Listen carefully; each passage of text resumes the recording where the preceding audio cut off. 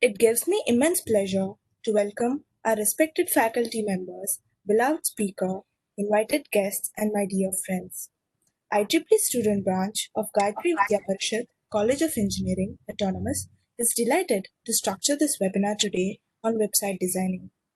Our motto behind organizing this webinar is to provide you all with a platform that furnishes basic knowledge on technologies which are used for web designing like HTML and CSS. It is now time that we get acquainted with our speaker and get into the most awaited and interesting part of our webinar. I feel extremely honored to introduce our speaker, Mr. Moinam Chatterjee Garu. He is currently the Vice Chair of IEEE Young Professionals in Bangalore section and also a consultant in Mercedes-Benz Research and Private Limited. He is proficient in 13 programming languages and is skillful with 10 software development tools. He worked as a full-time analyzer with Mercedes-Benz on a project based on log timeline analytics. Moinam Garu, who is interested in making digital graphic designs, photography, audio-based projects, and IoT, is always in the quest of learning about new technological advancements. Apart from this, he is also a socially responsible citizen and has successfully organized Swachh Bharat Abhiyan by Indian Society of Technical Education. Sir, I request you to take up the session. And so everyone, so this is Moina strategy here. So before we get started, there are certain things which I would tell you beforehand, which I will be taking for all of you today, will be inclined towards what you can do to put a step forward in the website designing world, and what are the certain things which we look forward to when we talk about website designing and the type of job roles based on website designing in the industry. So the first thing is that so you can see there are certain topics which I will explain you today. The first is the user experience design. So before even when we start with the development of a website, the first and the foremost what we try to search is what type of user experience are we going to provide to our users. So there are certain steps how we finalize our main design and how we go forward to give the best to the user so they're happy with the product. So that I'll explain first. Then we will go to the basics of web development. So when I talk about basics of web development, there are certain levels. So as told by who had presented my thing. So basics of web development certainly has HTML, CSS, and JavaScript. And the level 2 is where it becomes a bit more tricky. Level 2 is where when you master level 2, you can talk about being an expert level web designer yourself. The third will be the single page application. I'm sure a lot of you who do web designing might know what a single page application is. And I have also created a live demo for all of you guys. And also I have, posted the code in GitHub. So you can always, download the code from GitHub and work on it, try to improve your skills. So, okay, so here we go. So the first is the user experience design. So Don Norman, he was the inventor of the term user experience, and it was very rightly said that no product is an island. A product is more than the product. It is a cohesive, integrated set of experiences.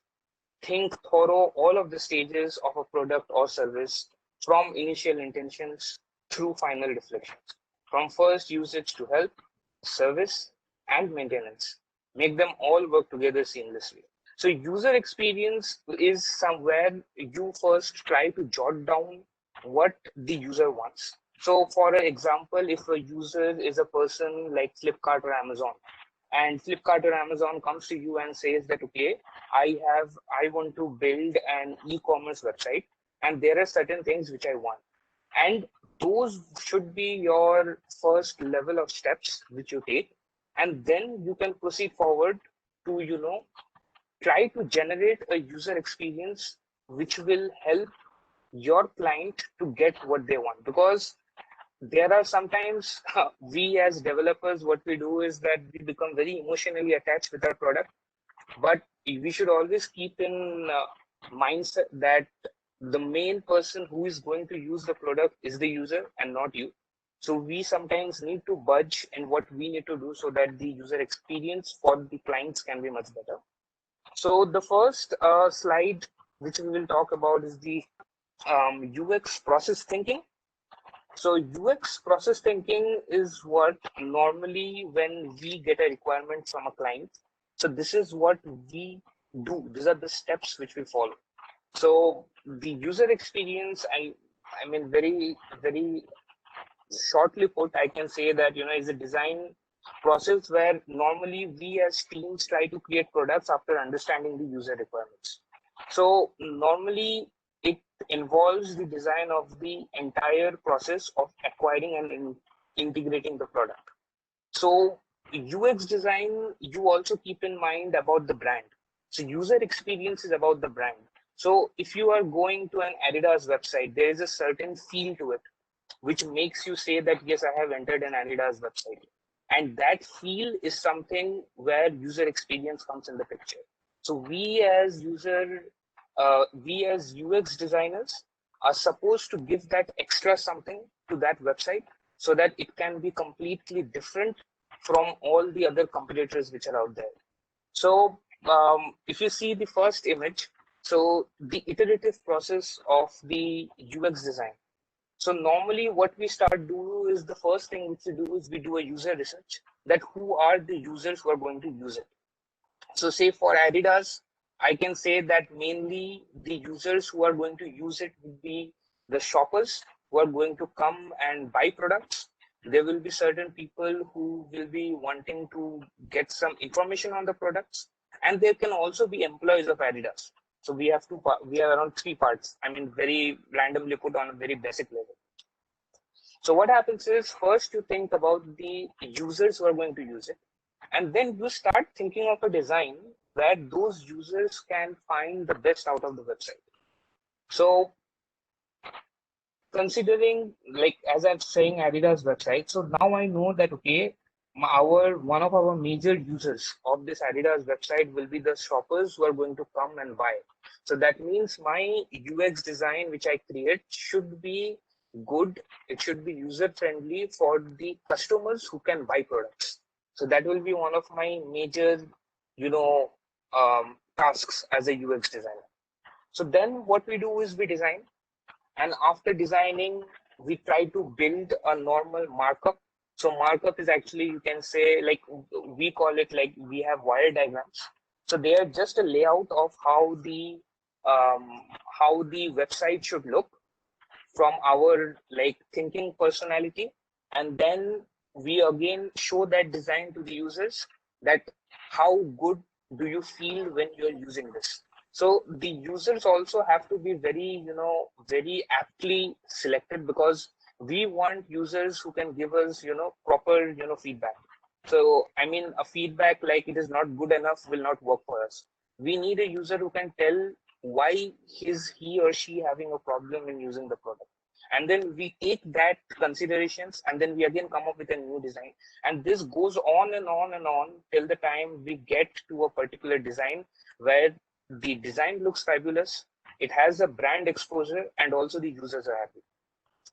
So the why, what, and how of UX design. So the first why is obviously the motivations. So the motivations of the users who are paying you to create the UX design. Then we will talk about what, that is the features which we add in the design. So always, as UX and UI designers and developers, there are certain things which the user wants, but it is our job to give them something extra. And there is where the what part of the topic comes. And how is the last part, that is the aesthetics. How the Adidas website should look, what is the brand color.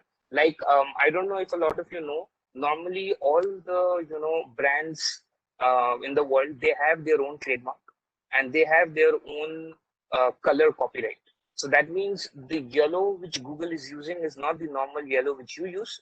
It's a specific, it's a specific green and blue which Google is using, and you cannot use that same color combination in any other logo because that is a copyright violation. So the same way, Coca-Cola has a particular shade of red color which they use in their bottles, and those trademarks are where the aesthetics of the UX design comes into the picture. So okay, so then we will go to design thinking. So this was actually a very nice image which I found in the internet.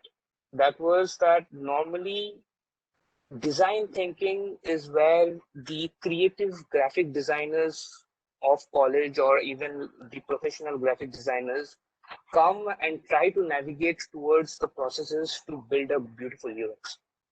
So first we start with the ideate. So ideate means, brainstorming the ideas which we have, understood from what the user has given us. So, okay, so we can start with define. So define is what the what the users have defined, their problem statement. Then we ideate. Okay, so this is the problem statement. What are the good options and what are the bad options? Then we try to create a model of it, of what our imagination is, which will help the definition. Then we test it. So does it work? Is it pleasing enough to the eyes? Does the UX design do justice to the brand value? And then one of the most important parts in UX design is empathize. So you always need to think what are the problems in a use. So each and every UX design in the world always has certain issues, but the thing which will make you a better UX designer is to understand what are the problems which I can let it be because they are not very important for my users, and concentrate on the problems which my users alone are facing and create a UX design in that way. So that is why we have the context and we have a form. So normally first we start with the context of the design which we are going to look forward, and then we try to figure out ways to create a form out of it.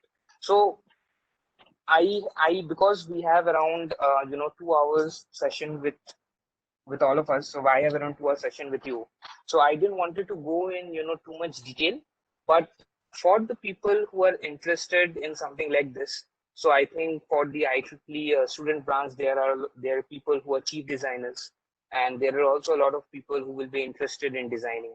So for all of you, I would, if you are really interested in UX, I would say that just go to Google. There is you will find a lot of articles on how you should get started with UX designing.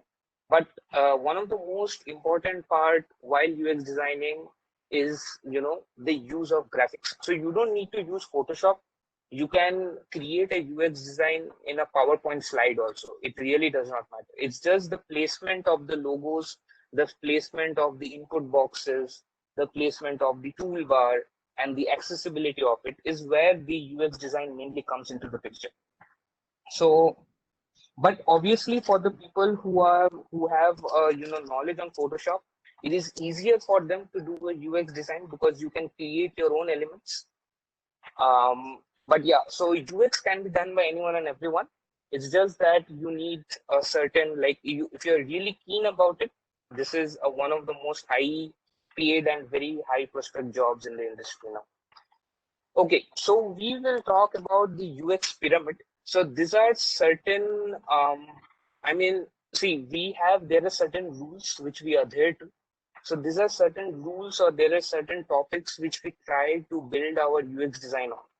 So the first is the functionality, the second is the reliability, the third is the usability, fourth is convenience, and the fifth is the experience. Is it enjoyable enough? And the sixth is the design meaningful? So how I like to see this is, that the functionality, reliability, and usability is something which is supposed to make your user happy. And the convenience and the enjoyable and బయటికి వెళ్తున్నావా the convenience and the user experience and the meaning of the website is where your where the brand exposure comes into the picture.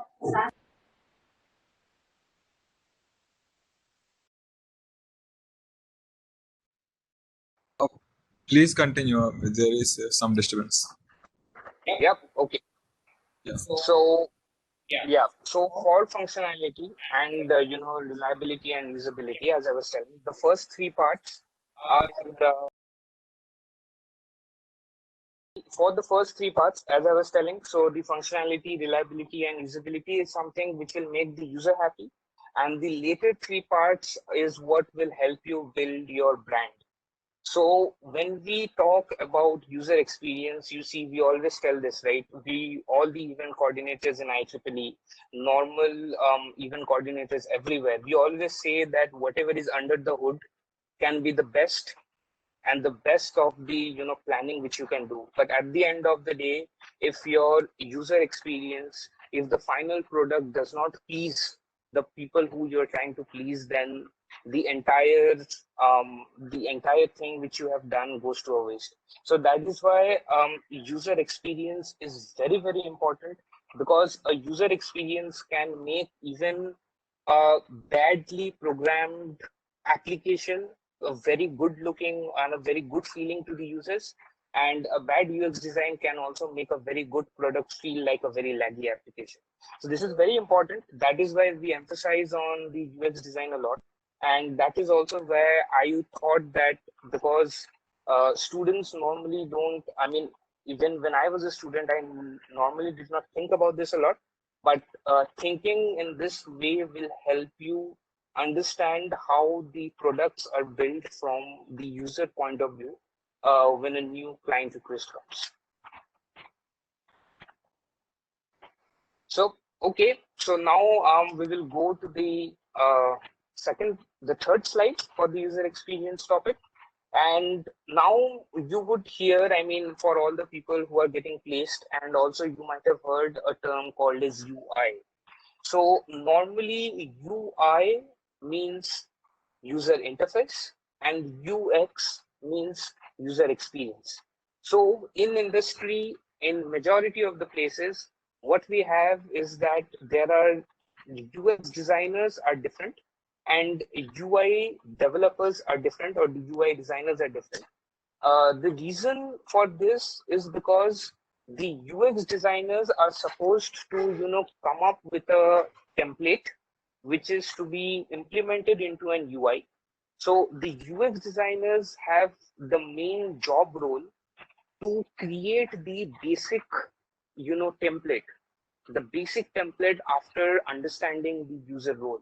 So that is why if you see the first image, so you will see that there are interaction design. So how does the user interact? So say for an example, if you're using a phone, so for a phone, normally how does a user use it? So say when you're playing games, you normally, if you're playing a racing game, your game is normally the controls of the game should be either towards the left or either towards the right side, because if I keep the controls in the center, it might not be very helpful for the users to use it, because your hands will start paining. So this is somewhere the user experience comes into the picture, that how do I understand that how are my users using the product, and according to that, what are the controls which I should give the user so they can have a seamless experience with the product. So then comes the wireframes and prototypes. So first we understand how the users use it. Then we come up with wireframes. So wireframes is nothing but just a layout. So this is how normally we just show the first draft to the users, that this is how we imagine your product to look like. And if you feel that this is okay, then we will go on and we will start building a prototype of it. And then we will show. Then there is the information architect, and we also have the user research, and we have to think about the scenarios. So the information architect is, when I come to the later part, you will understand. But very simply put, when you're going into an Amazon application, normally under the user tab, you should have everything. Under the user tab, you should have anything and everything you need. It should never be the case that you need something to change from the user profile perspective and it is not there. You should always have all the, sub functionalities of a major functionality in one place. So that is where the information architecture comes in. So that is why in Amazon, if I say, very generally putting, so whatever items are there in the Amazon application, they're all under one part. That is the Amazon website, all the products. Then the products are categorized into various parts. So you have TV, you have refrigerators, you have mobile phones, you have speakers, and you have lots of other things. Now, when I say television, I mean that all the products which come under television, whatever type they are, they might be, expensive, they might be very expensive, they might be very cheap. I should find everything out here. So this architecture of, product differentiation or filtering is also how or what the user, the designer of the UX should think about when they're designing it. So because the user, the UX designer will give you the complete layout, and then that layout will be where the development team will start working on. And also, yes, so user research I had already talked about, and scenarios is also where we need to understand that, from when you're in a single page, from that page, what are the various options you can select. So you have to think about all the scenario, because you don't want the one of the scenarios being missed, because of which the user will have breakage in the application, and it will not be very pleaseful to the eyes of the users. So this is the UX part of it. Then we come to the UI part of it. So basically, if you say the web designing part in terms of HTML, CSS, and JavaScript, this is done by the UI developers. That is the first part, that is the visual design and colors. So the visual design is nothing but the HTML document which in college you might have learned, or if you guys are interested, you might have also done it from Google and seen it. So whenever you are writing HTML and the cascading style sheets, the CSS, that is mainly to give you the visual experience of the website, and this visual experience should come out of the UX layout which has been designed. Then we come up with the graphic designer. So graphic designer out here is someone who basically will, build certain components. So in a lot of companies, in a lot of places, the graphic designer is actually the person who creates the, HTML and CSS part, and then the UI developers are the ones who put the functionality in. So if you want to, if you want to do checkout of a product, then during the checkout of the product, the visual side of it is done by the graphic designer. But when you click on the checkout, you will be, rerouted to the payment service. So that functionality is done by the, UI developers. I mean, this is just an differentiation, but once the first markup is produced, normally UI designers then start, editing and, manipulating the HTML and CSS as they see fit. But this is just at the starting of the product. The first, virtual layout which you see, that is how it is done. So one of the most interesting and, unique part is normally no one thinks about, typography. So typography means how the fonts in a particular website look like. If you see very closely, the font which Google uses, that font is not the normal font which we use in Microsoft Word or PowerPoint. There is a special trademark. They have their own font, and that is where you can differentiate between Google and all the other companies. The same way we have it for Facebook also. every company has their own fonts which has been trademarked. And according to that, then we start, that is why the text which you see, that is also,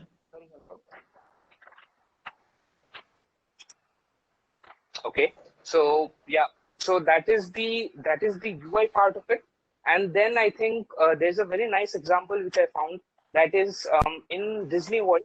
So if you know, there are Disney parks in Paris and America. So in the Disney World, the UI would compromise of different ways a visitor can move around the park. So what they had done was, when you have switched on your mobile phone, it uses the GPS location and it puts you in a virtual map of Disney, and it shows you where to go from one part to the other part. So if you want to go to a particular ride which you want to go, so the mobile application will guide you using the GPS navigation to where you really want to go. So yeah, so around the park, and they can be looking for buses, boats, monorails, or sidewalks, right? And with a number of different options for navigating the park, visitor can choose the path of the least resistance for a more enjoyable experience. So what this means is that, obviously, when you are in a park, Disney parks are very, very big. They're huge. There are a lot of square feet of area. There are a lot of acres of area, and it is very easy to get lost.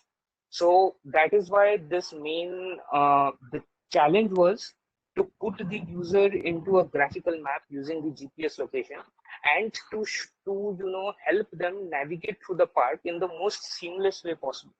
So this is how they did it. So they created a UX. So the UX was the virtual map and the controls which the user wants. And then the UI design came onto the picture to give them a seamless experience to go from one point to other. So this is where the UX and UI comes into the picture.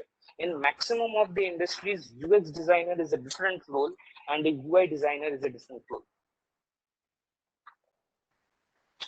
So okay, so I think this is the normal information which I wanted to give you guys for the user experience. So this is something I felt was new when I came to the industry, and this is also something I felt no one talks really much when we are in the college, but is a very integral part on when we are developing an application.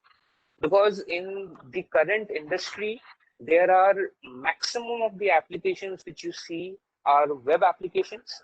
The concept of building desktop applications is very limited now. There are obviously companies who do it, and obviously you see all the games and applications, they are done for desktop, but majority of the applications, the e-commerce applications and a lot of other applications, they are all in a web application format. That is why in the current times, web designing and web development has become a very important part. So yeah, so we'll go to basics of web development now. So this was a very interesting. Yeah. So if you are already a front end developer, well, pretend you're also wearing a pirate hat. So this was told by Ethan, and the reason why they said this was that front end development is such a vast world that it is almost like you are piloting your own ship and are just exploring in the vast sea of unknown, because we have no one in the world from the person who is from the person who had created the HTML and CSS who could say that I know everything. It is so vast. There are plugins each and every day, and being a front-end developer in this world, in the industry, is something, I mean, if you're really expertise in that and if you really love it, it is really a very, very interesting path to take. So, okay, so we will, the first thing what I thought about telling you guys when I was approached with this seminar is that I'm going to take a different outlook. And instead of only talking about HTML and CSS, I'm just going to talk about a web application, because normally there is always a gap in the students' minds that how do we, okay, so I know how to do HTML, I know how to do CSS, and I've also learned a bit of JavaScript.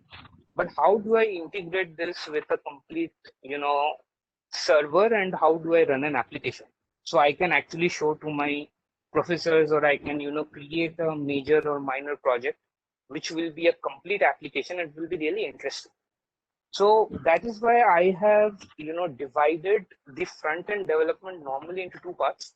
So the first part is the basics of web designing, the complete basics which you need to get a grasp of, at least an intermediate understanding of how it works. That is the HTML, the CSS, and JavaScript. So JavaScript, guys, is a very strong tool.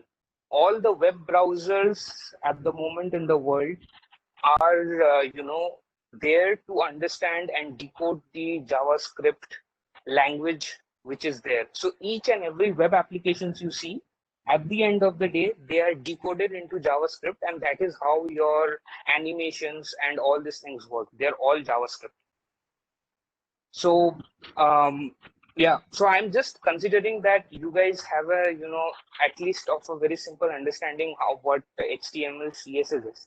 So JavaScript also is something. So JavaScript is nothing related to Java. JavaScript and Java are very two different things. So JavaScript is a scripting language where we can manipulate the view which you see. Normally, if I say so, actually Java, you can do anything and everything with JavaScript. You can also do object-oriented programming using JavaScript, which also a lot of people are doing now. But JavaScript is mainly at the moment used in web applications, so that you can have, certain types of animations and designs, which you will not be able to do if you don't know JavaScript. And also there are a lot of applications which are also built by JavaScript. So this is something which is very, very unique, and this is very much on the move. So when you are a web developer, you should know what JavaScript is. That is also one of the most basic things which, normally you would be expected when you're in the industry. So the level 2 part of this would be the Angular framework and React JS library. So these are certain framework and libraries which are used normally by the industry to build a web application. So now the second level of the front end roadmap is the React JS library and the Angular framework. So basically, all this React library and framework are used to create single page applications. So what are single page applications and why do we need to create this? I will tell you, further when we move on. But normally, the single page applications are where the entire industry works for.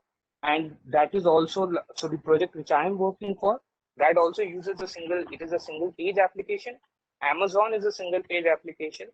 Your Instagram, Facebook, all these are single page applications. Nike, Adidas, the White House website. So these are all single page applications, but I'll explain it to you what these are. So we'll just move on for now. Okay, so this might be a bit more, all these types of, logos you see in the slide might be, too much overwhelming for a lot of you, but you don't need to worry. This was just a way for me to explain what are the parts where the industry works and what do you mean. Like, say, I work as a full stack developer, and there are a lot of people who work as mean stack developers. So who are these people and what do you do? So normally when we talk about mean stack, so the first logo which you see, that is for MongoDB. So MongoDB is actually a NoSQL database. A lot of you would be familiar with who have worked on this. So the MongoDB is a NoSQL. Yeah. So the MongoDB is a NoSQL database, and the Express which you see is normally a server. So okay. So when we talk about servers are nothing but, a file path which can be accessed using an IP address. I mean, to very, blindly put it. So Express servers are used by the Node.js, JavaScript. These are Node.js is, one of those, you cannot say compilers, but Node.js is one of those languages, you can say, that who actually deploy the applications in a server, which is the Express server. So this is nothing but a particular, they pack all whatever is required for your application, and then they export a package and they make it live on a particular IP. So when you talk about www.google.com, it is nothing but an IP address. So IP address such as, 19 or 192.168.53.2. So this is an IP address. Then what do we do is we, map this IP address with a domain name, and then when you, enter www.google.com, then it automatically goes to this IP address, and then it runs whatever package is there inside this IP address. So that is also a certain functionality how Express works. So Express packs everything together into a package, and when you run that IP on which your Express server is running, it just, opens your application as you have, as you have made. Okay, so we have MongoDB, we have Express server, we have the Angular framework, and also the React.js libraries. So this is how normally the front end of the application is worked on.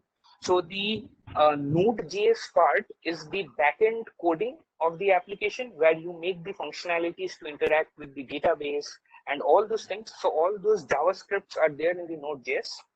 The Angular and the React is the virtual part of your web application, where when you click on a particular domain, you see the web application. So that is the virtual part of it. So now we go to full stack.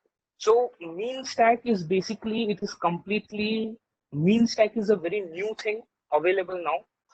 For a lot of people who love doing, mobile, who like to build mobile applications. So this is also something which will, help you a lot. So if you are a keen mobile app developer, if you know Node.js, if you know MongoDB, and you can use Swift for iOS, or you can use the normal, Android XML for the Android languages, but you can also use the normal React.js libraries and Angular library and create a native application for the mobile.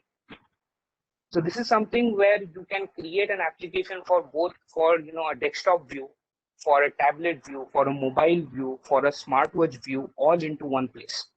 So that is why this is very booming at the moment in stack. So full stack is a more traditional approach. So full stack developers such as me, so we work on the HTML, we work on jQuery, we work on Angular. We also have an understanding of Java, the enterprise edition, and the PHP is really something which is completely, it's very old now. Of very few places do we use PHP now. Even the .NET framework is going towards its decline now, with the availability of this new frameworks and React libraries which we have. But yeah, so we also work on this. We also need to understand the all types of databases. Mean stack is some specific MongoDB and all the NoSQL databases you have. But for the full stack developer, you should know normal SQL, that is MySQL, Apache, or there's a very interesting new SQL called as Postgres. It is a completely it's a completely open software, and it is very interesting. It's a Postgres SQL. You also have the Oracle database. So you need to have an understanding of how the databases work. And we also have, if you can see the Git, Jenkins, Visual Studio. So this is a bit more advanced. So, but just to give you an example, you already know what Git is. Git is just a code repository where you can, upload your code, and where others can, work together.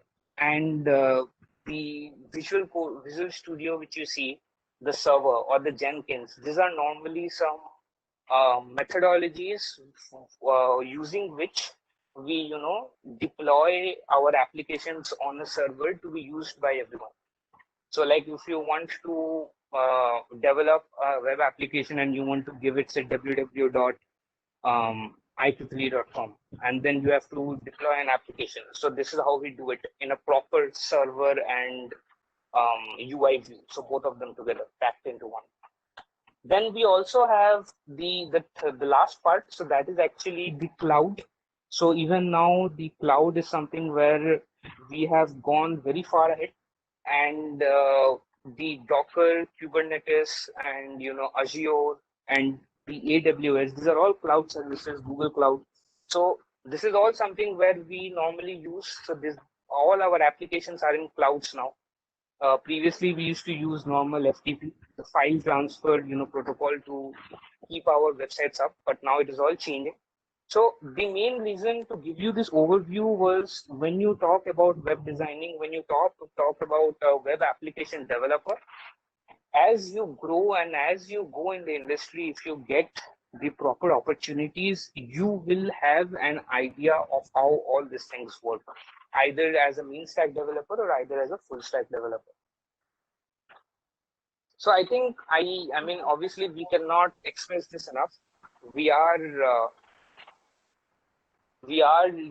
engineers, and the first thing which we always are taught is that we have to always explore. Exploring is never it never finishes.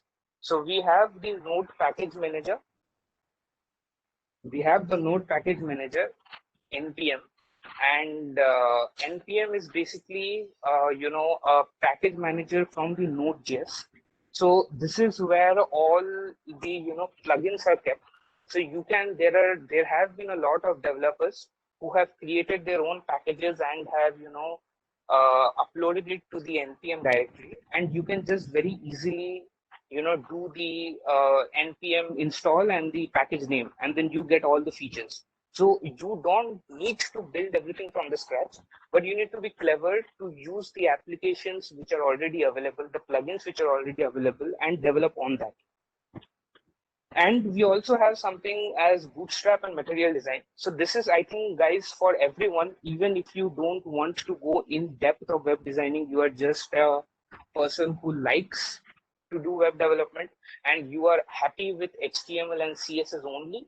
For a lot of you, this websites, bootstrap and material design, these are the ones who can help you give an identity to your website without doing a lot of styling changes yourself. So normally I always tell that whenever a person is starting a website, yes, it is required for you to learn HTML. Like I remember that for the first time when I was learning HTML was I just wrote the entire HTML code in a notepad with the extension .html, and I just double clicked it and it opened.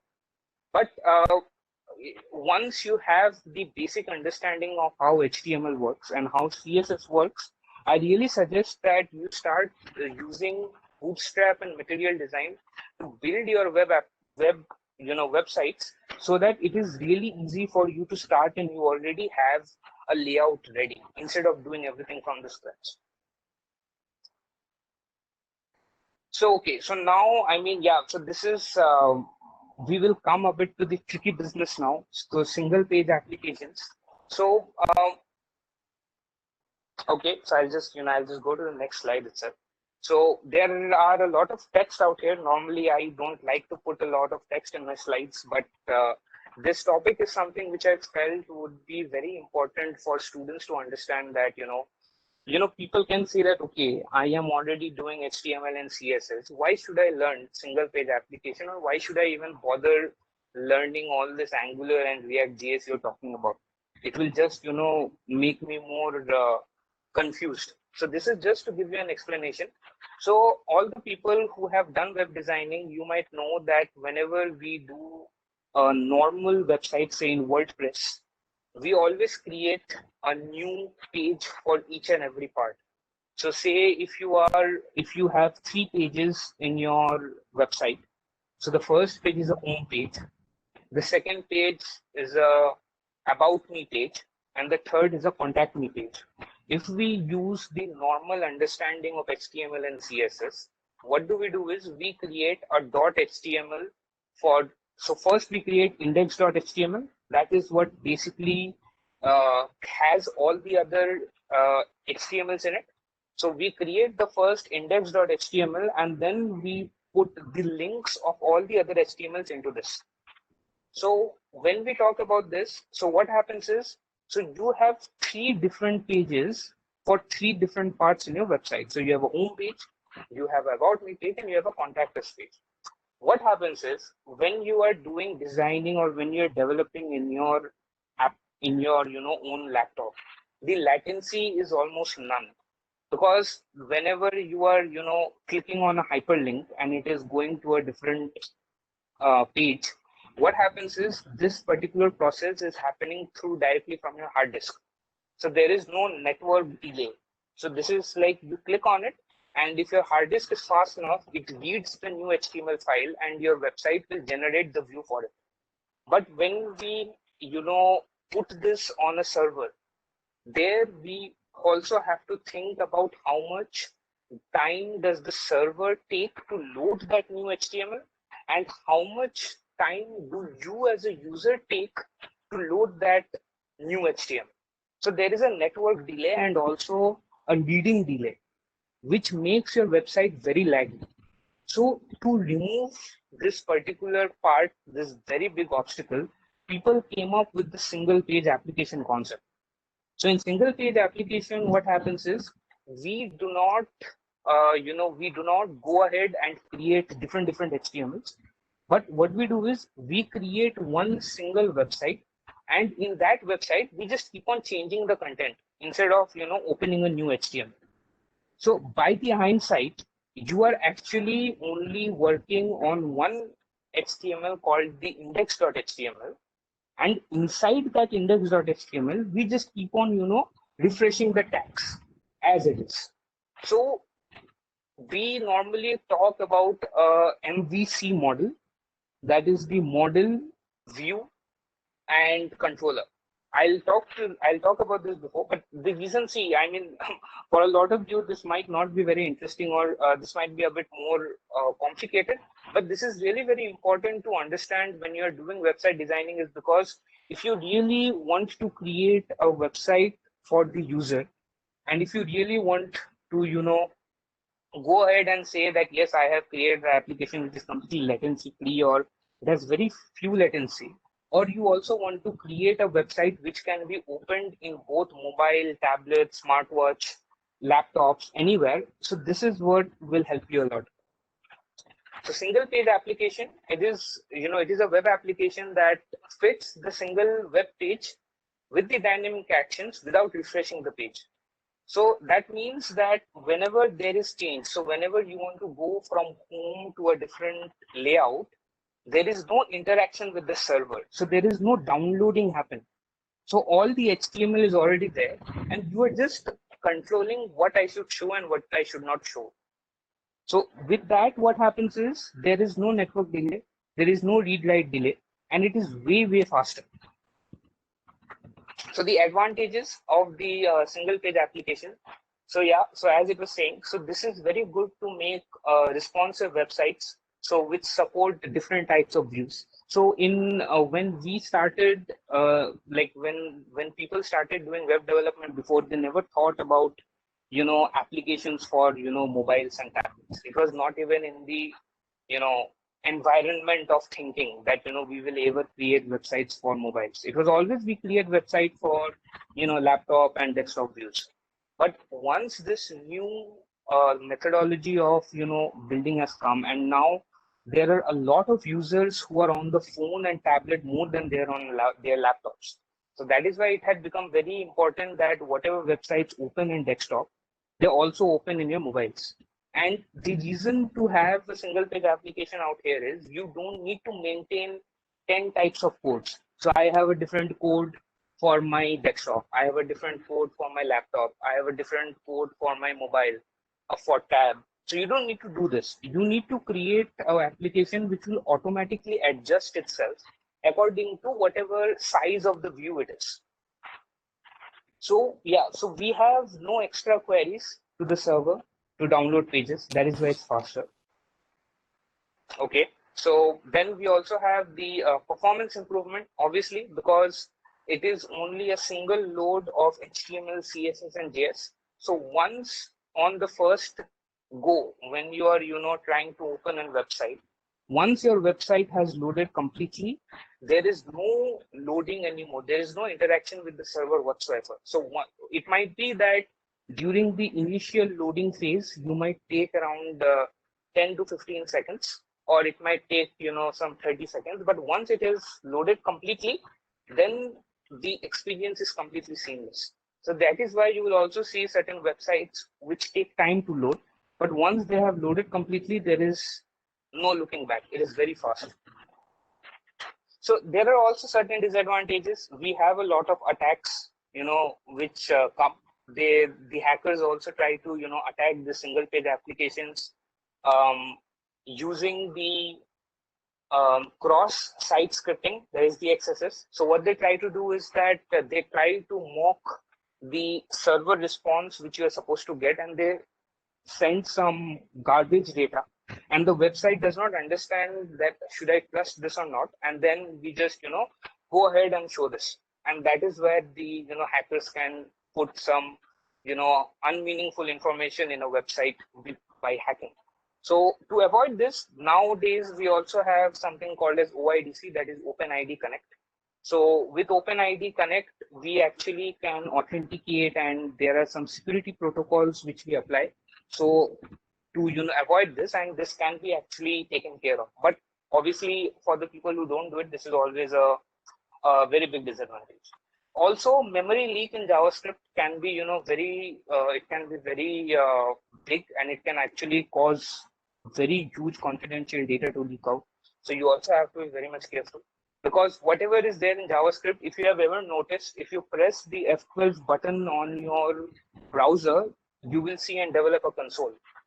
And inside the developer console, you can track all the JavaScript variables which are there.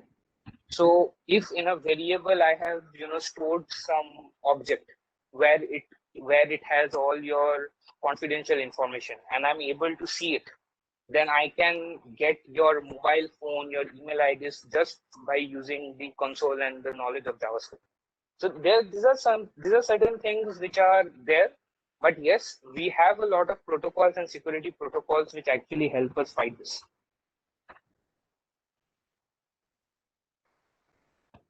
Okay, so now we have the MVC model. So MVC model also, this is exactly what I was talking before. So the way the single page applications work is that normally there are three views. First is the model. So model is basically the data which you want to show on your website. So if there is a particular data which you are getting from a database, so from database I'm getting, my name, my email address, my phone number, and my residential address. So this is the object which will get formed with all my personal information. So that will be your model. The view will be the view which you see on the website. That is the HTML and the CSS, the styling.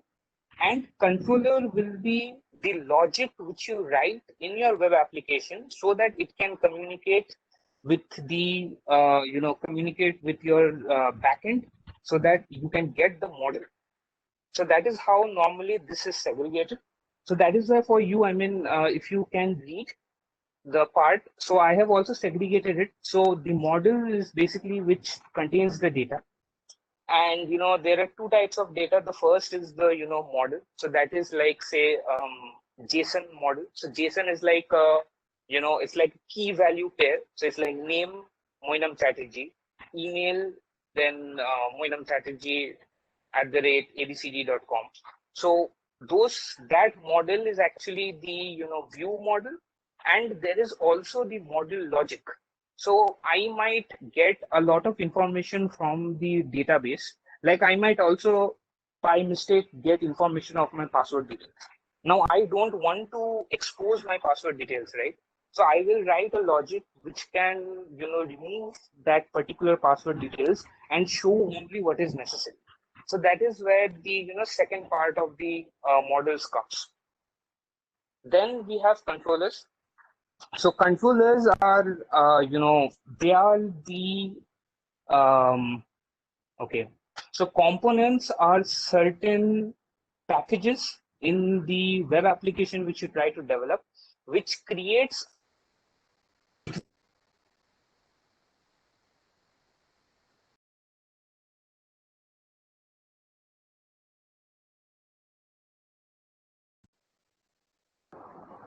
Yeah, okay. So the model which you have, so that has to be now, integrated in your view. So now I have got the model from my database. Now I want to show it in the view. So that there is an intermediary which we called as controllers who actually take care of, who we call as the controllers who actually take care of this. Then obviously, so views is nothing but the normal HTML which you write. So the HTML CSS is the view, the model is the object which you want to show, and the controllers are an intermediary in between which can control the passage of data. So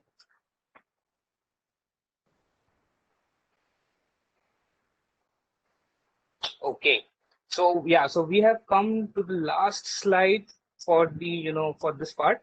And also, so we will talk about two major, you can say software methodologies when it comes to front end, because Angular is a language, or Angular is a framework which has been created by Google.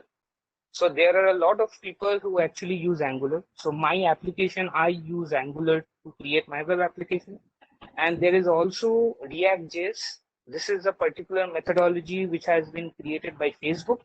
And there are a lot of people who use React.js for their applications. So normally these two are the major, methodologies which developers use to create a single page application. And so this is just my, for a lot of people who already have some understanding of what single page applications are, this was just my intention to explain what are the differences between Angular and React, which will help you choose your, which will help you choose which particular methodology should I follow. So the first thing, Angular is a JavaScript framework which is written in TypeScript. So TypeScript is something which was created by Microsoft. So Microsoft had created a, language called as TypeScript. It follows the same methodology of object-oriented programming. And for the people who are, doing coding in Java and C++, it is really very easy to understand the syntax and work on it, because it is very much similar. You have classes, you have variables, you have functions. So it is really easy for the people who are already, familiar with the object-oriented languages. Then we have the React.js. So React.js is a library. So I'll just, before I go on, I'll just give you an example. So when I talk about framework, so Angular framework means there are certain methodologies which you are supposed to learn. In Angular, you can only use. So in Angular, you can only use the, you can only use whatever is provided by them. It is very strict. It's like in Java, if there is a certain class name which you're supposed to use, you cannot change it. The same way in Angular also, there are certain operations which can be done only with their own markup. So if you don't use their own naming methodologies or naming conventions, it will not work for you. So in React, the library, what it means is that React is something where I can create anything I want. So it's like I have 100 and 200 of different components, and I can take any component I want to, create my website. It does not need to be very strict. It is the entire flexibility is on me. So yeah, so the second point, which is the Angular has a regular DOM. which renders updates slower than the React's virtual DOM. And okay, so before even going to this point, I'll just tell you what a DOM is. So DOM is actually, a document object model. So it's a document object which gets created each and every time you open a website. So just for curiosity's sake, if you guys are really interested, what you can do is whenever you have opened any website, say adidas.com, and then you go to you press the F12 button on your Chrome browser, there will be a left, I'll show this to you, but there will be there will be an arrow which you can select. And once you, highlight that particular element of HTML, you will see there are certain objects which gets created. So DOM is actually the markup which is used to create the HTML. This is all which happens under the hood, which normally you don't get to see. So in Angular, what happens is they use the normal HTML DOM which is there normally, and due to this, what happens is, so consider an example where you have a table. So you have table, and then there are three rows and two columns. So ID and then the name. So ID1 is alpha, ID2 is beta, and ID3 is gamma. So now what you want to do is, I want to say that, okay, I want to change the particle, the element in the second column, third row, that is ID3 gamma. So I want to change the ID3 gamma to, penta. So this is when I'm, when the web application is already there, and there is a feature where you have an input box. So you can take the input from the user, and then you can tell the user which part in the table do you want to change. So the user says that I want to change the third row of the second column of the third row, and change the name from gamma to beta. In this case, what will happen is, for the change to take place, the entire table will load again. So you will not find much of a difference when it comes to 3 or 5 or 8 elements in a table. But when it comes to around 1,000 or 100 and 200 of data which is there in a table, you will start finding that the issue is a lot, because you have to load the entire content again. So which would have taken you around some seconds to get the work done, because there was only a very small change. You just wanted to change one small element in the table. But because it follows the regular DOM, just to do that one change, you have to load the entire thing again, which will take a lot of time, obviously. So this can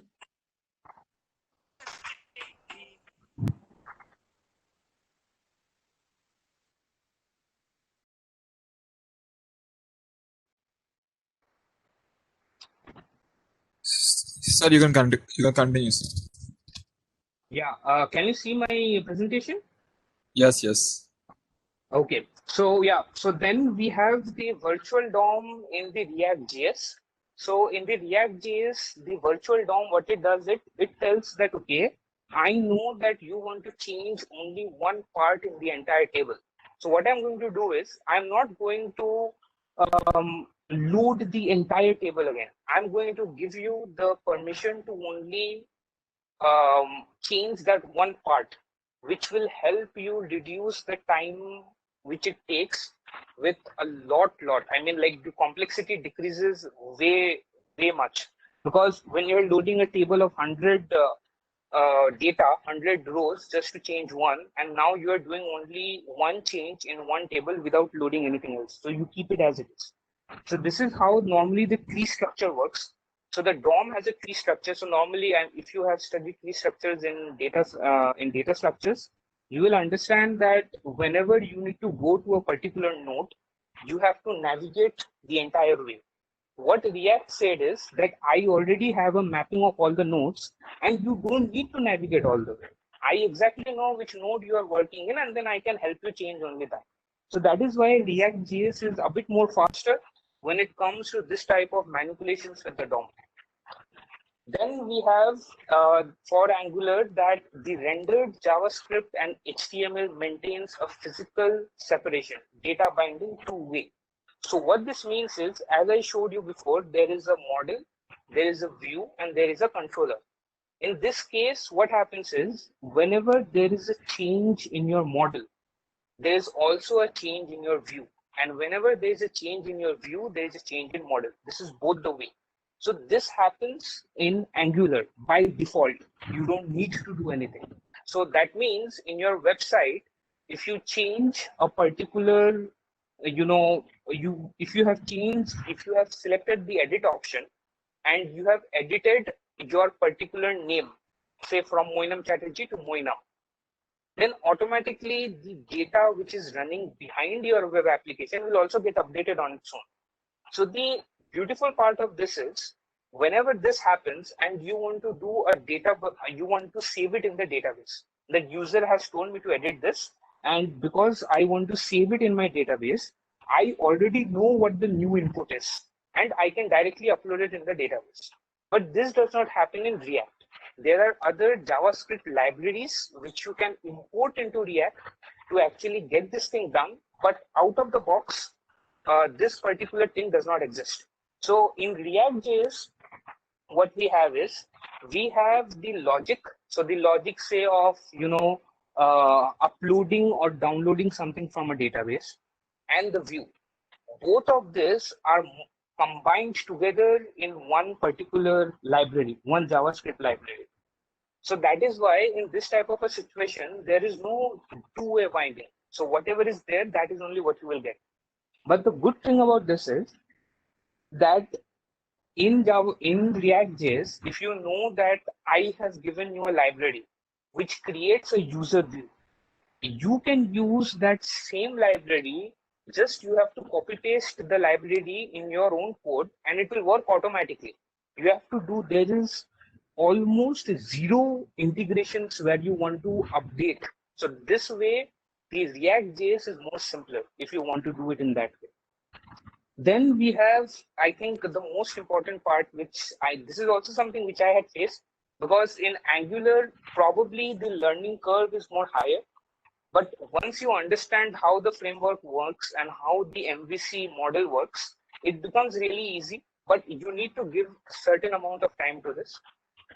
But in React.js, your learning curve is a bit lower because you don't need to think about the view and controller. Like, you don't need to think about the model and controller, it's only the view. So if you want to create a website application and you tell that I don't have any databases and I have nothing like that, this is just a basic thing which I want to try out. So for you, React.js will become a bit more easier, considering that you already know what JavaScript is. Because React.js is written on JavaScript. So if you know JavaScript, because a lot of developers who have been developing for a lot of years, they were completely familiar with JavaScript. That is why even currently in Git, what we have is all the majority of the projects like using React.js more than Angular. Because with React.js, they can already use whatever they have learned before in terms of JavaScript. Also, one more thing which I'll add, that is that both this library and framework use a component methodology. That means that now I have uploaded my project to the Git, and you say that I want a certain page from my project. Okay, so you want a certain certain component from my project and use it for your own. So you can just copy paste my entire module or my entire component in your package, and you just need to link it. And then without any integration whatsoever, you can use what I have created very seamlessly.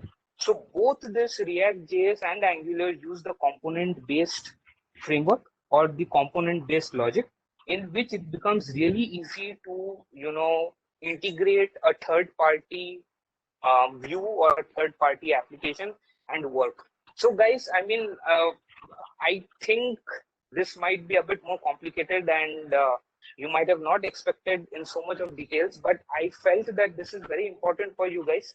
And as you start knowing about these topics, you will get a better understanding. Because of the time shortage, I couldn't explain you completely in detail how Angular and React work with a live demo in that way. But I have created a live demo for all of you. So the code also will be in GitHub. You can download it from there. I'll just show you what I had done.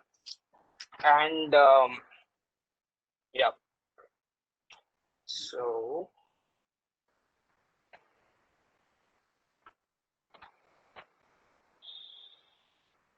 okay, so I hope you guys can see the screen. So this is a simple Angular project which I had developed specifically for this seminar. So what this is that this is I'm going to explain certain things when I open the code, but just to get started, for all you guys who want to learn Angular or React, they have a very good documentation already available on the internet. So if you just go to angular.io, you can learn whatever is there to learn on the framework without much of a worry. So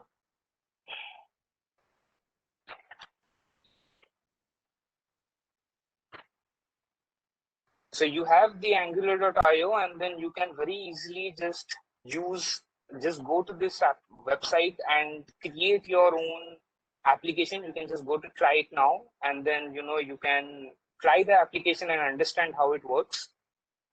So all the steps which are there for you to get started, you can find it out here. So what I had done was, so I had gone with the local setup. So in this case, what you have to do is you have to do an npm install. So first you need Node.js in your laptops or in your computer systems. So you need Node.js, you need to install, and after you install Node.js, there is a Node package manager which automatically gets installed.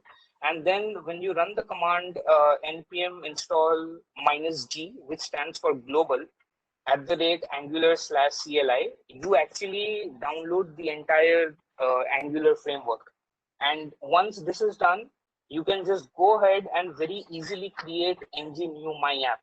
So when you do this, when you do create ng new my app, you will automatically get a standard application which is ready for you to use without any coding. This is just there as a element for the developers to build on it. It's very simple in that case. So you will get a certain view like this. So think about it. You have done no HTML, you have done no CSS, but automatically you are getting such a beautiful looking start page. It's very nice for Angular. You can also do it for React. React also has its own libraries and its own websites. Okay, so moving back to our the application which I created for all of you. So this is a very simple thing. So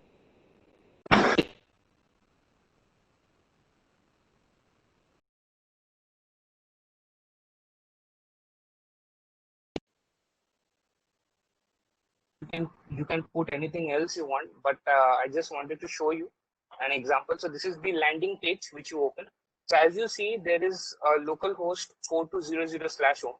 So localhost 4200 is the server on which it is based, and home is my starting page on which the website will run. So if I just open localhost 4200, it will automatically redirect to the home page,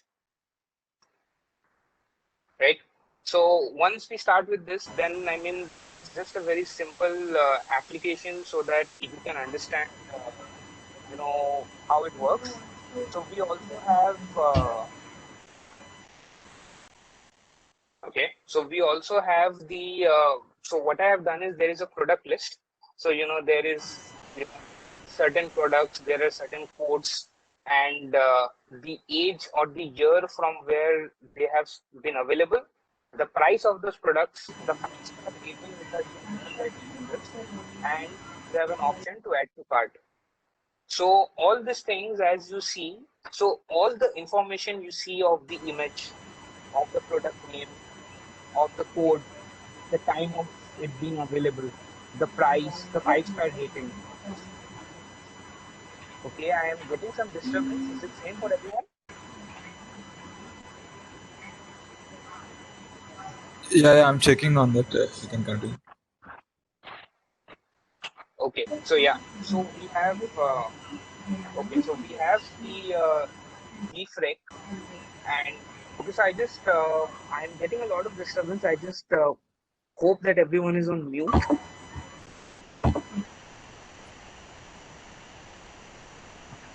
Okay, okay, good, fine, yeah. So whatever you see, so this is a very simple. So what I was talking about, the model, view, and controller. So this is the model which you see, the image, the product name, the code, the all the information which you see out here. All this information is the model which has been created from a particular place where I've got, and the view is the design which you see out here. So it's a very simple design. There is a gradient and there are some clouds out here. And so when you click on the product, you have the name of the product, the description, and you can think about if you want to see or if you want to have some more additional details you can have out here. You can go back and you can, so whatever you like. So if I say I like a video game controller and then I want to add it to the cart, so I get a notification saying that the item has been added. And okay, so I want to also add a garden cart, so also I get a notification saying it has been added. Then I have two options out here. I have checkout and I have a user option. So I go to checkout, and in checkout I see that whatever changes I had done in catalog, so in catalog, I had added two applications. Automatically, in a different view, those two products which I had added are already available. So you see, I have done, so out here is what basically happened. I created a model on the selection which was made by the user, and I used a different view which used the same model. So the model was the same, but the view was different. So this type of things, when you try to do in a single page application, it is very simple and it is very useful when you're doing web development on a large scale. All these types of things would become very difficult for you when you're just, trying to do a normal HTML, CSS and a JavaScript project. So that is why normally we as developers also prefer single page applications, because we can write our own logic and it seamlessly does a transition between different views. So you can also, so I also have an option of checkout. So I mean, it's a very simple thing that, thank you for shopping with us. But normally on checkout, you can redirect this to a payment service, and that payment service can, authorize your payment, and then you can show a successful, payment, in HTML also. So this was a very normal, normal demo. So this is like we have a home page. I have a catalog of products. You can show the catalog, and then whatever the user selects, it goes to the checkout option. The same way you have for Amazon on all the e-commerce websites, and you can just pay the money and then go ahead. So as you see that there is a total amount to be paid. So you see all of these things. These are all happening dynamically. There are no static information. There was a model, and all the data and all the HTML you see, these are all dynamically created. So say if I just remove one item. So if I say that I want to remove this item, so automatically your amount to be paid decreases. The model had changed because we had subtracted a particular product, and now we have an updated price. So this is how you have the data binding, as I was explaining. So it's two-way data binding. You change something from the HTML, automatically the model changes, and as the model changes, again your HTML will also change. So it is very easy for you to do this type of logic change. So now even if I just remove this, so you'll see that the total amount to be paid has gone to 0 rupees, and I have an alert message saying that okay, you have not selected any items.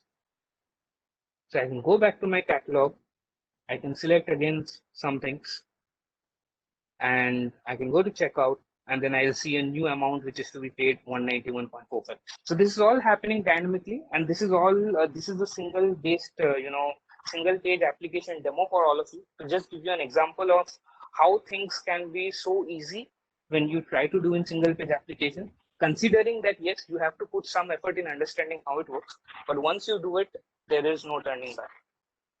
So I also had created one user page. This is, I mean, this is a this is not, you cannot edit this page. I have not put the edit functionality, but for all of you guys who, you know, if you like to, you know, download this particular project and work on your own, I will also commit my new changes in the GitHub, so you can also edit your own user information later on. So this is something, this is like, I mean, yeah, this is just how I had designed. So what I thought was that normally for a user, you talk about the name, but so this user information you see out here, this has nothing to do with the, you know, with the online store. This was just my, you know, my attempt to make you understand how you can do this for yourself also. So a lot of people nowadays, what they do is they create their own portfolio and upload it on the websites. So you can create a portfolio like this for yourself. So my name, the, you know, full stack developer, my, you know, the role, the job role which I do. Then I have my company name, I have a user ID, my email ID, then, you know, my phone number, and then, you know, certain things like experience, total projects, you know, and blah blah. So these are certain things which I had done. So you can also, if you like, you can just remove this component from my application and build your own, which will also help you. So you don't need to start from scratch. You can use this itself. And yeah, so you have this edit profile icon also button which I have, but it is not yet activated. So I think later on when it's activated, you can again download it from GitHub. Okay, so yes, so this is the normal website or web application which I had planned for all of you guys, just to give you a very simple demo on how things look. So I think we are, okay, it's 5:26. So I think I'll just explain you certain things, just, you know, to kickstart of how, you know, how normally I work. So the IDE, which you see out here, I normally use Visual Code. So Visual Code is a very, very good IDE for, you know, Angular or React development. It is very user friendly. So you can just, you know, you will see there are some options in the toolbar, and there are certain things called extensions. You can download whatever extension you want. So this will, you know, give you an intelligence, or it will just help you, you know, autocomplete while you are doing your coding.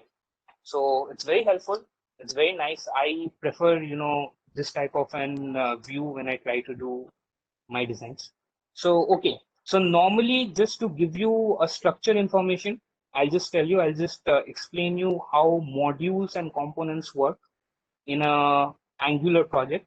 So normally you are started with a blank app component and the app module. So what this means is that you have, so this is your index.html, guys. I think this will help you understand. So normally for all the, if you do a normal HTML and CSS design, your index.html will be the place where you have everything written. You see my index.html is, there's nothing there, it's almost blank. But there is something like this which I have written. That is app root. Then this is the way I am actually trying to call a different component. So I'm trying to call the app component of my web application, and as in as you change or you do some user, you know, some user input, the view automatically gets changed. If I hadn't done this, you would have seen the entire, you know, list of things. So to just give you an example, if I remove this app root and I'll just see, if I do something like this.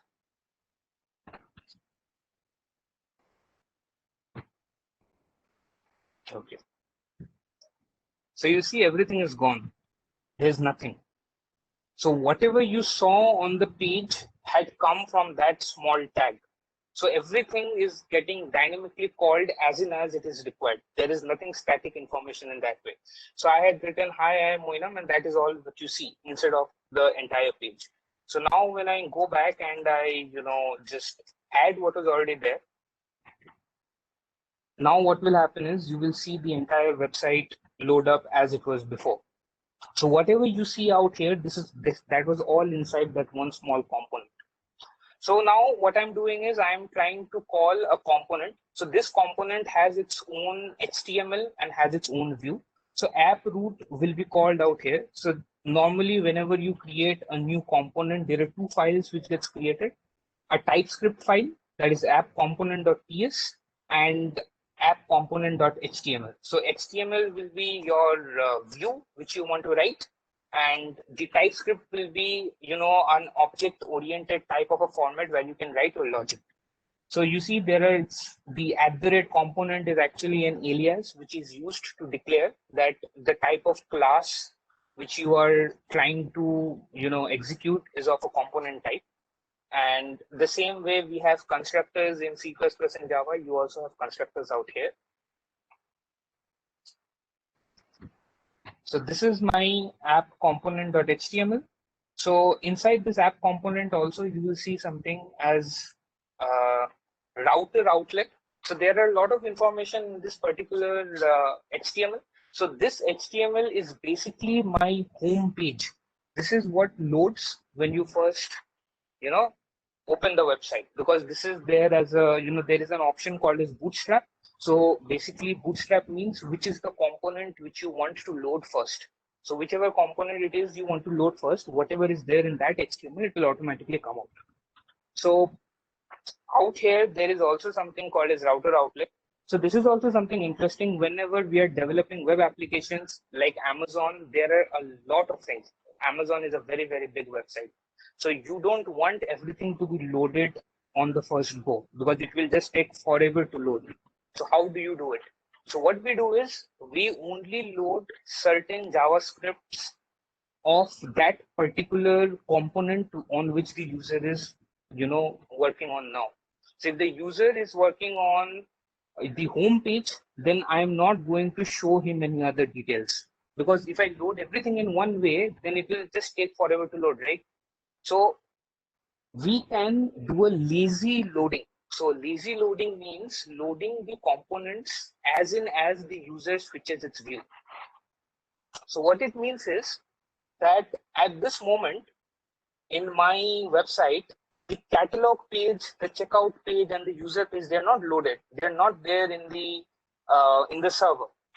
Once I click on catalog, it loads the catalog page and then it shows me. The same way, when I go back to home, again, that page is now deleted. It does not exist. I have removed it. So with this, what happens when you remove the things which you don't require, and when you have that control over your own application, it can really make the experience very fast. And this is also one of the main majority of the reasons why I use the Angular framework, because I have an option to do the routing on my own. This is also there in React.js, but you need to use again some third-party applications. But in Angular, it comes just out of the box. So okay, so with this, so you see that I had created an API and products.json. So this is my model, guys. So this was exactly what I was talking about. So you have a model, so you have an ID name, you have a name, and then you have an image URL, you have a price and rating. So this is the model which I am supposed to show in the table.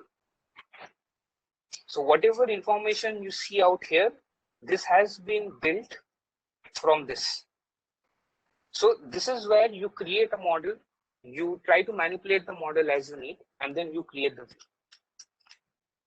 So this is my model. I have created a JSON file. So now what I do is I need to create a logic to access this JSON file so that I can create a model, right?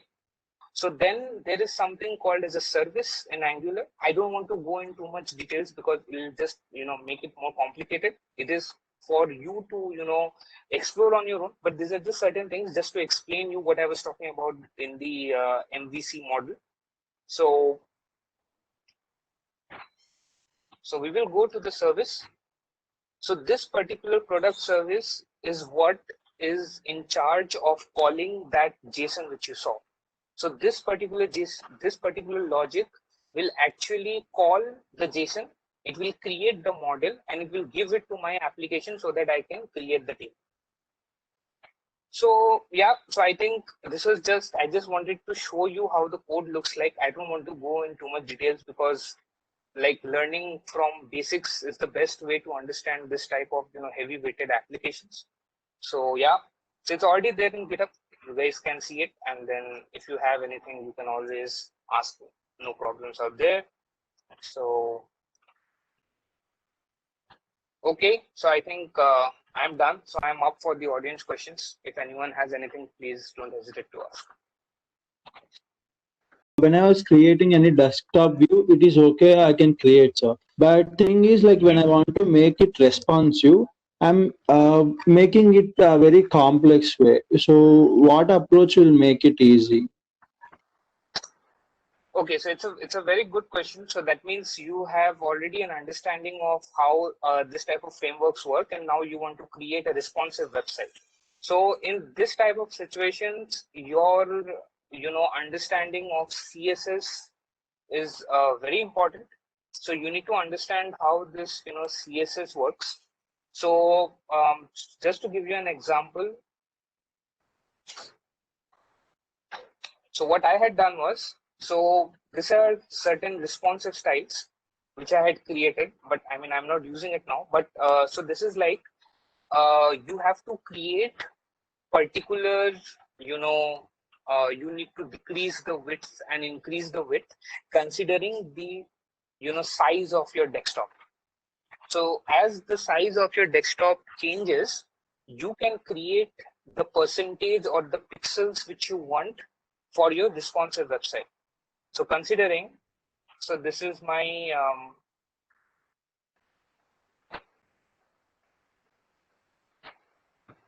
just a minute, I'll open my Chrome. Okay, so this is my website which I had, and now what I'm going to do is I'm going to just slowly reduce the size, so that in that way I'll understand how responsive it is. So if you see very closely, my my application has automatically adjusted on its own, right?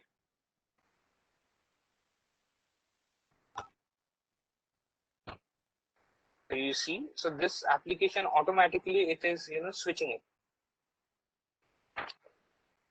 right? So this is the normal what I had selected. So if you go anywhere less than this, my CSS will not work, but obviously you can plan accordingly. But so this is, you could see that your website, the tags automatically changed itself, and they were ready to be responsive.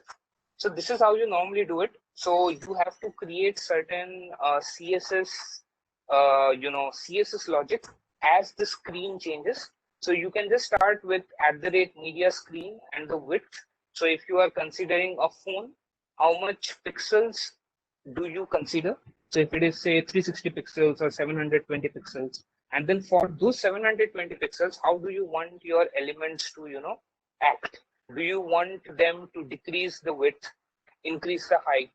Do you want to put a scroll bar, or do you want to just, instead of doing that, do you just want to zoom it? So these are certain things where you can update your responsive styles using CSS. So the question to your answer will be just learn how you can change and how do you work on CSS. So once you get a proper understanding of CSS, responsive styles will no more be a problem for you. Yeah, okay. So this is a very good question. So as I was telling you, the front end and the back end, they are actually combined by using controllers, right? So if I go back to my presentation and I talked about controllers, right? So what happens is, normally in products, what we do is we try to communicate with our servers using HTTP. So using HTTP commands, HTTP get and HTTP post. So what we do is, if you are working on a Java project, then you can actually create Java functions which get which can be used for a certain path. So if I say there is a Java application which is being which is running on localhost 8728, and localhost 8728 slash products is the path. So when I am going to do a HTTP GET from my application to localhost 8728, what will happen is I'm accessing the backend from my front end. Okay, so for an example, considering that this JSON which you see, so this JSON, consider that this was being called from a database. Then what you would have done is the service which I had created. So what I'm doing is, if you see, there is a function called get cart items, and I am actually doing an http.get command, and whatever result I get of that http get command, I'm showing it in my view. So the same way I had just, for example, taken a JSON file, you could very well just, access your database. So if your database is running on localhost 5000, you could just, you have to create a logic where you do the path, where you have to map the path that, okay, so if localhost 5000 is a server, and if you say localhost 5000 get, then if you say ID, then I will do a database command to the database and will give you a response. So this is how it works. So HTTP is the way you integrate your front end and back end, and backend is responsible to give you the, the model to be shown in the website. So yeah, so normally HTTP calls is how we communicate between front end and back end. Uncle, what is the use of JS for creating a website? Okay, so all this logic which you see at the moment, right? All this logic is actually, you see, which is written in TypeScript. All of this gets converted into JavaScript when you are, when the website is loaded in Chrome. So to give you an example, what I could do is I could go to Chrome, and as I was telling you guys before, you can just click on the F12 button on your browser, and that F12 browser will open a developer console. And okay, so now then we go to sources. So in sources, if I try to open for all the components which I created, so let me just consider catalog.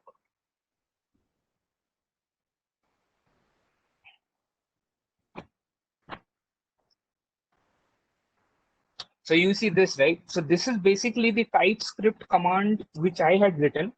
Now for the browsers to understand, if you see very closely, there was a terminal which was, running when I was, trying to show you this. So in that terminal, there is a command called as ngserve, which actually, what it does is it creates the web application to be hosted on a server.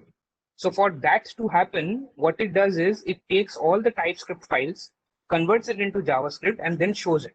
So whatever logic you write to, make your website, say, if you want to add animation, or if you want to, do an HTTP command to your backend, all this logic is written in JavaScript.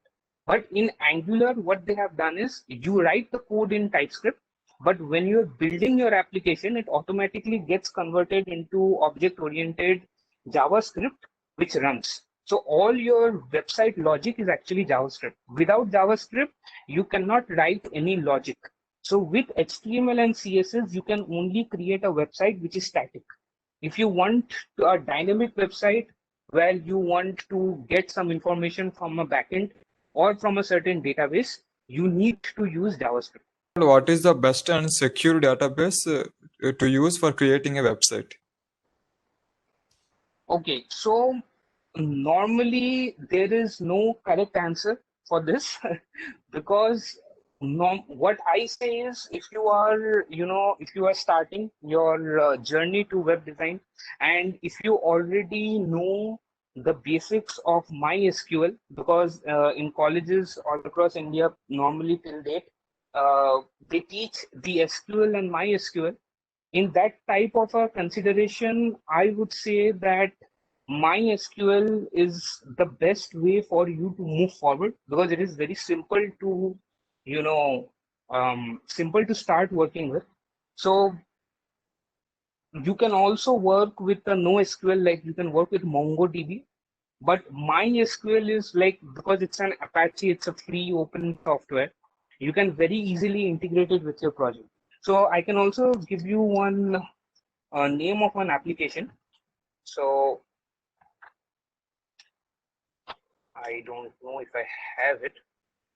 Okay, so there is a application called as uh, MySQL Workbench, which you can just install.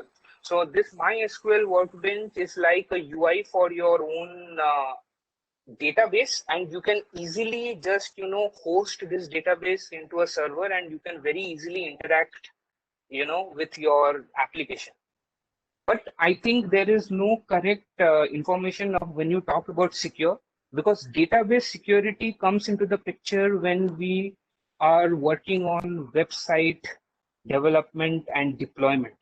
So when you deploy your web applications, the network, so normally the database has to be like hidden. So no one should get to know the IP address of your database so that they can, try to get some private information. It should not be allowed. And your username and password to access that database also should be hidden. And on top of that, that IP address which you use should be like private to your website only.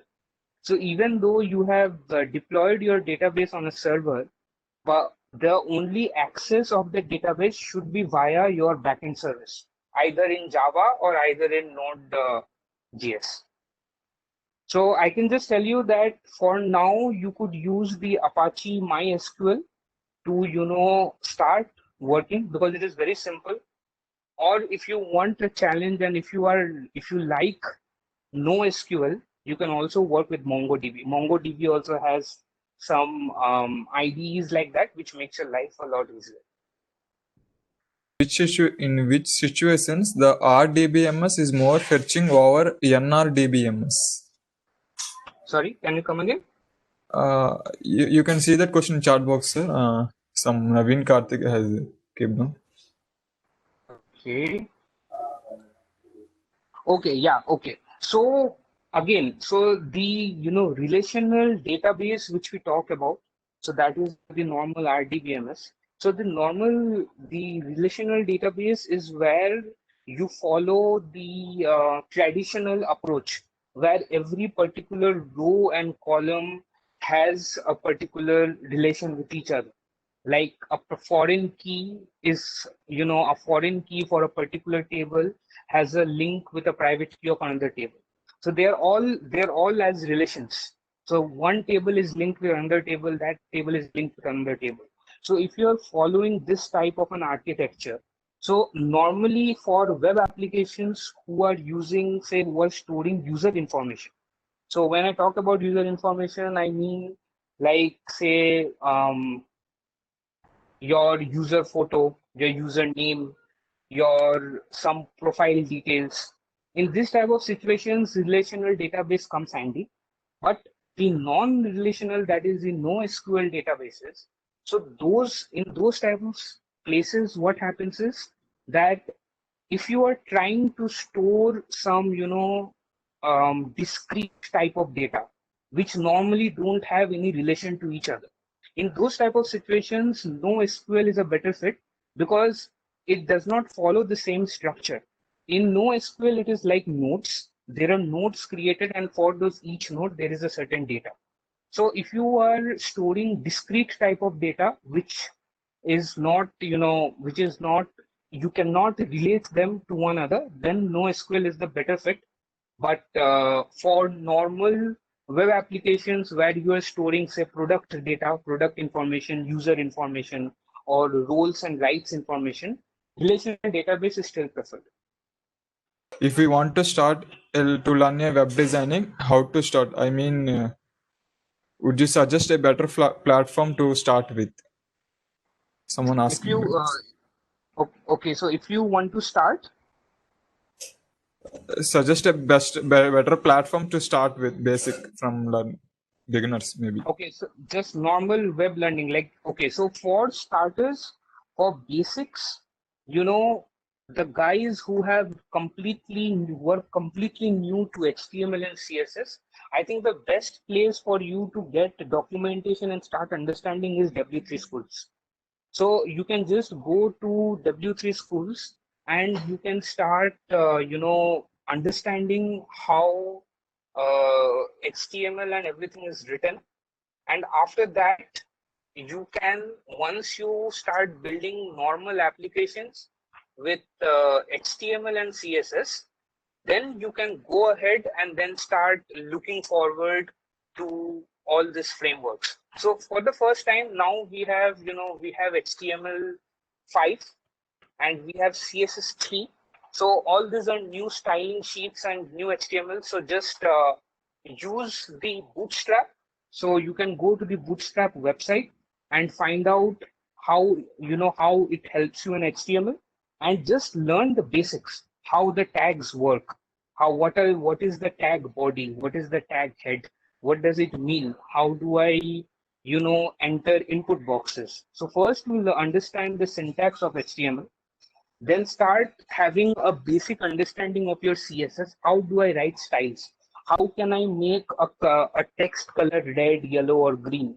Then how can I, put some simple animation into an input box? Like on click, can I make it big? Or can I make it sparkle? Something like that. Once you have that basic understanding, start learning JavaScript. So once you start learning JavaScript, just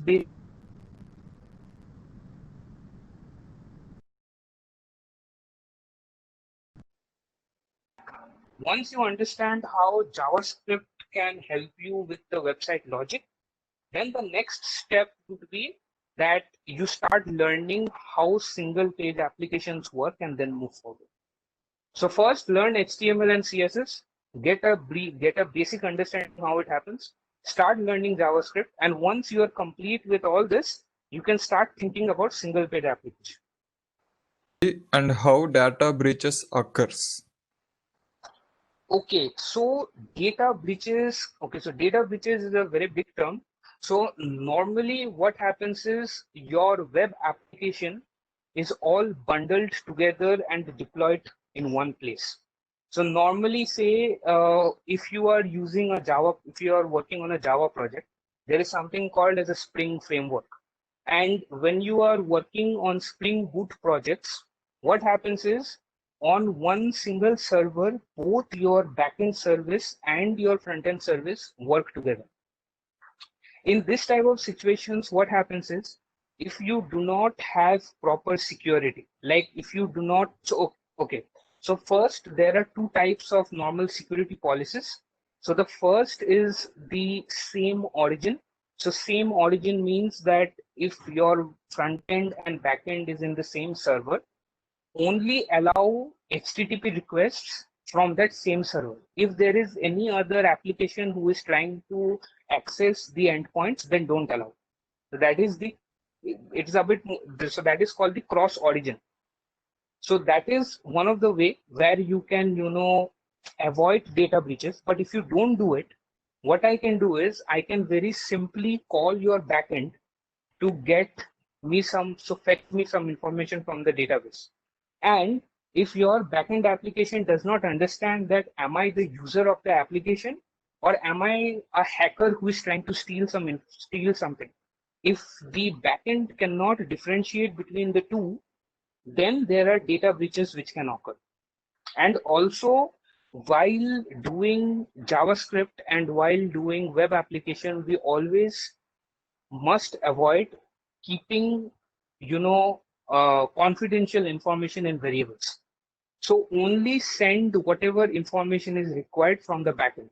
So that means if you are sending, if I want only the username, you don't send everything to the JavaScript and let JavaScript differentiate what I want. You differentiate it in your backend application and send only the information required. In that ways also you can prevent the data breaches, but mainly that is the reason if you are not doing it from same origin. Is the difference in making websites for desktops and for mobiles? Difference between them. Okay, so if you talk about the normal basics, I would say there is no difference. So whatever website you make for your mobile can also work in your desktop and the vice versa. But what happens is this is just normal like graphics understanding. Your laptop, whenever you are making a website for your laptop has a wide screen, right? It has around say 1920 into 1080. It's a full HD resolution or a 4K resolution, or it's a like 16:9 aspect ratio screen, which you see in landscape. But normally when you open your phone is not 16:9 in landscape. Your phone is in a portrait. So your phone, the website, how it is supposed to look on your phone, and the website, how is it supposed to look in your desktop will be different, because we have, so as someone before had talked about responsive styles, so you cannot exactly show the same thing because your website will get confused. Your website will say that you designed me for a laptop, saying that there is a 16:9 landscape aspect ratio, and I have designed myself in that way. But now you are saying that I don't want you to um, show in the laptop, but I want to see you in my phone. Now how do I arrange myself? Because uh, the, the display size has gone shorter, right? So now because of that, you need to start working on some styles which will help that website which you have made for your desktop to automatically resize into your mobile. So that is why if you talk about normal website logic, there is no change. But when you talk about mobile applications, normally we do not, in this age, what people do is instead of making a web application for like, just to open a website in mobile, they rather, create a web application. So you can create a native UI from your HTML code and make it look like a normal and Android or, iPhone application. So, but basically there is no difference. You need to learn CSS to change the views. And if you don't know about CSS and if you're not confident enough, then a lot of people, what they do is they release two different HTML pages, one for website and one for mobile, because the screen sizes are different. While developing a website, there may be many files and subfiles in developing code, sir. So, are there any tips or best resources to understand them as a beginner? Okay, so I think the first thing which you need to understand is that when we are, when we develop a website, what we do is we follow a certain file structure. So this is just for our own, benefit. Like you can actually follow any file structure you want, but just to make it a bit more systematic, we do it. So just to give you an example for the code which I had written.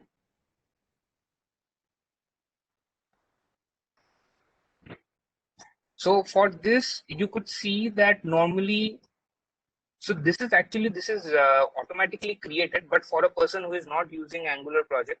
So for you, say maybe you can have just an index.html on the outside. Just wait a minute. Let me see if I have a website for you to show. Just give me a moment. So the file structure is important for you to manage, but it is at the end up to you how you want to do it. But we always prefer saying that it is better to, have a proper file structure so you can differentiate and not get confused while developing. Because as you are saying, while we start developing, there is a lot of, development files and a lot of production files. So just to differentiate between the two, we normally do that. So let me see if I have it.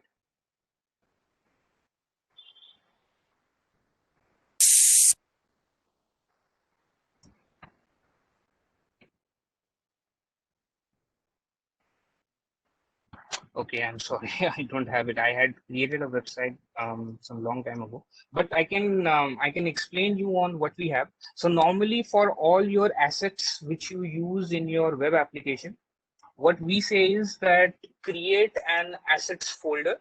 So if you see, I have an index.html out here. So index.html is what your application loads. It does not load anything else, but only the .html. So you have the index.html, then create a folder called as assets. And inside the assets, create a folder called as CSS, store whatever CSS you want to do out here.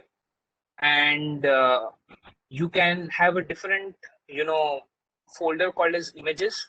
And you can also, again, differentiate. So if you're using any icons, you can also do it from here, or else, you can just, you can just copy paste the icons which you want to use and then select it from there. Also, there is like, I had done it for vendors. So I am using a bit an older Bootstrap. So it has some, like, it is a package, as I was saying. So that is why I have added in the vendor folder, and I'm using this too for my application.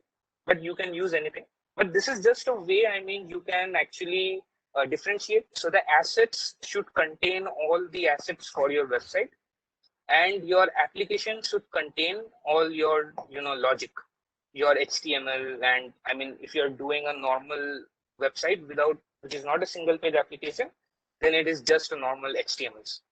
Out here, if you see, so each and every folder which you see out here, these are all components and modules. So user is a component, home is a component, and core and checkout, all these are components. Products is a module, and inside that module, again, there are two components. So product catalog and product info. So this is actually a folder structure which we follow, but you can have anything you want. I hope this answers your question.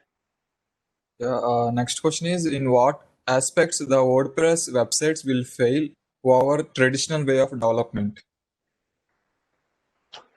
Okay, so the WordPress websites which you have, I always say this, that when you start working, so as someone was telling, that I am completely new to it. So normally it is fine if you just want to understand how HTML and CSS works by using WordPress. The main problem with WordPress is this is not a single page application, and WordPress has a lot of assets which it needs to load. So in this type of a situation, what happens is that all your whenever you want to create a new page, if you are not doing it in one single page, if you're creating new pages in WordPress itself, it gives you like a UI to create a new page. So you actually don't know what is going in the backend, right?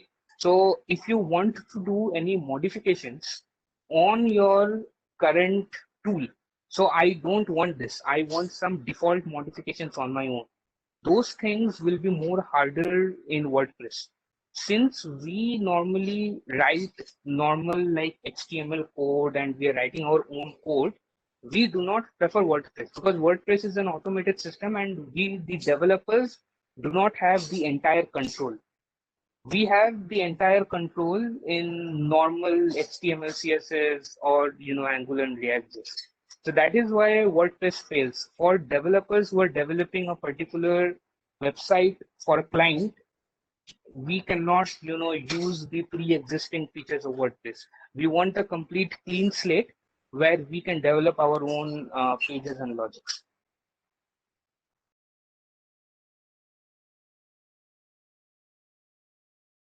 I deem it a great honor to propose vote of thanks on behalf of IEEE SB GVPCEA to all who have helped us in making this webinar such a resounding success. At the outset, I'd like to thank our speaker and resource person, Mr. Moinam Chatterjee Garu. Thank you, sir, for gracing your important work and sharing with us your findings and opinions today. We owe you a special thanks for being here in spite of your busy schedule. Further, I'd like to take this opportunity to place on record our hearty thanks to our student branch counselor, Dr. G. Satish Kumar sir, and WIE advisor, Dr. V. Leelarani ma'am, for their perfect logistic support and guidance they have extended to our student branch all through. Heartfelt thanks to all you participants for attending this webinar and making it a grand success. We have been fortunate enough to be backed by a team of very motivated and dedicated student branch members and volunteers who know their job and are result oriented. I can't thank everyone enough for their involvement. We thank you all